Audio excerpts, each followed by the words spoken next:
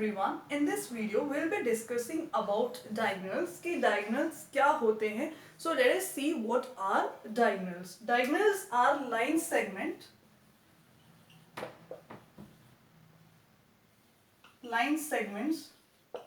connecting the opposite vertices or non-adjacent vertices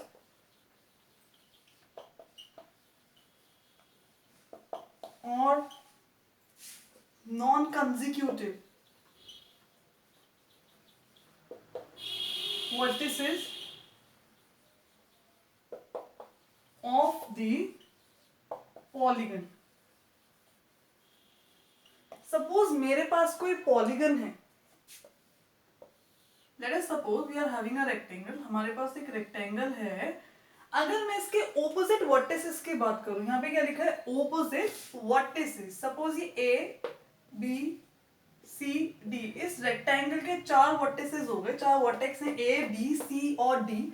अगर मैं opposite की बात करूं, मीन्स आमने सामने वाले वर्टिसेस, तो वो हो गया ए और सी और बी और डी. तो हमारे जो डायगोनल्स होते हैं वो ऐसी लाइन सेगमेंट होती है, ऐसी लाइन होती है जो कि ऑपोजिट वर्टिसेस को कनेक्ट कर देती है. मीन्स अगर मैं ए और सी को कनेक्ट कर दूं और बी और डी को कनेक्ट कर दूं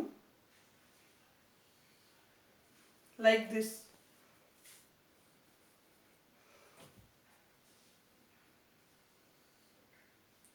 तो ये जो मेरा AC है एंड BD है, AC और BD जो है वो क्या हो गए? मेरे डायगोनल्स हो गए. AC और BD क्या है? मेरे डायगोनल्स हो गए. यहाँ पे ये भी लिखा था ऑपोजिट वर्टिसेस मींस और non adjacent vertices. Adjacent means बराबर बराबर वाले और नॉन एडजेसेंट मींस जो बराबर बराबर नहीं हो. ये दोनों बराबर बराबर नहीं है, तो ये क्या हो गया? नॉन एडजेसेंट वर्टिसेस की मींस ऐसी लाइन सेगमेंट जो कि नॉन एडजेसेंट वर्टिसेस को आपस में कनेक्ट करती है. या क्या भी हो सकती है? Non consecutive vertices. Non consecutive means लगातार, continuous, and non consecutive means जो लगातार नहीं हो. ये दोनों लगातार नहीं है, ये दोनों क्या है? लगातार है. तो नॉन कंसेक्यूटिव या नॉन एडजेसेंट या ऑपोजिट वर्टिसेस को कनेक्ट करने वाली जो लाइन होती है वो हमारी क्या होती है? डायगोनल्स होती है. वो क्या करती है? किसी भी पॉलीगन के ऑपोजिट वर्टिसेस को कनेक्ट कर देती है. जो लाइन सेगमेंट ऑपोजिट वर्टिसेस को कनेक्ट कर दे पॉलीगन में, वो होता है हमारा डायगोनल्स. सपोज मैं एक पेंटागन बनाती हूँ. पेंटागन क्या होता है? 5 साइडेड पॉलीगन होता है. तो क्या होगा? इसके ऑपोजिट वर्टिसेस को कनेक्ट कर देते हैं. ये ऑपोजिट है, मैं चाहूँ ये भी कनेक्ट कर दूं, ये भी कनेक्ट कर दिया, ऑपोजिट है. ये भी ऑपोजिट है और ये भी ऑपोजिट है. तो यहाँ पे कितने डायगोनल्स हो गए? 1 2 3 4 5. कितने डायगोनल्स हो गए? 5 डायगोनल्स. तो सपोज मेरे पास कोई पॉलीगन है और मुझे निकालना है कि उसके अंदर कितने डायगोनल्स बनेंगे, the number of diagonals in any given polygon. तो हम उसको कैसे निकालेंगे? उसको कंप्यूट करने को या निकालने का या कैलकुलेट करने का एक बहुत इजी तरीका है. Formula to calculate the number of diagonals. Formula to calculate the number of diagonals in a polygon.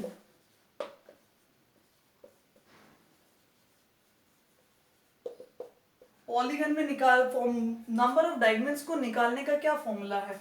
n-3/2, और जिसमें जो n है वो क्या हो गया? Number of sides of the polygon. कि किसी पॉलीगन की कितनी साइड्स होती हैं. जैसे अभी हमने रेक्टेंगल में कितने डायगोनल्स बनाए थे? 2 डायगोनल्स बनाए थे. तो n की जगह क्या रखूंगी? पॉलीगन क्या था? रेक्टेंगल. रेक्टेंगल की साइड्स कितनी थी? 4 साइड्स. तो n की जगह क्या रख देंगे? 4.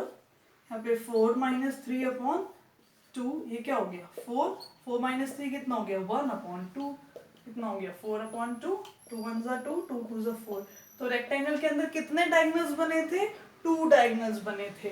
हमने एक पेंटागन शेप फिगर बनाई थी राइट में। अब देखते हैं पेंटागन के कितने डायगोनल्स होते हैं।